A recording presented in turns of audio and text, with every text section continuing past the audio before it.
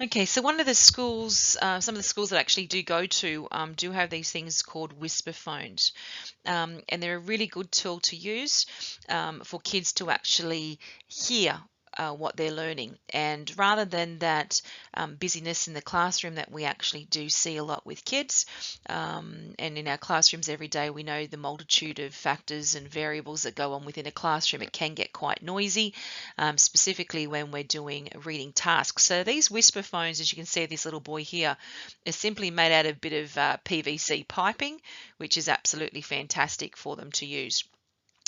Schools can spend hundreds of dollars on fancier type of whisper phones, but at the end of the day, a good old piece of PVC piping from Bunnings is actually going to do a wonderful job.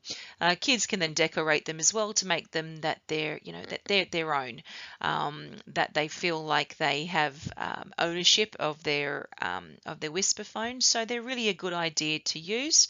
And then there are other ones that are out there that are on the market as well. So if that's something you are considering using, really, or you haven't used yet, and you may have principals or executives that are really, why are you using them?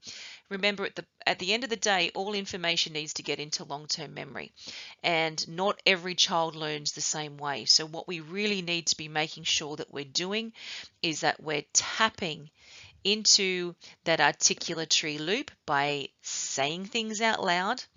Then that information goes into the phonological store and then makes its way through to that long-term memory.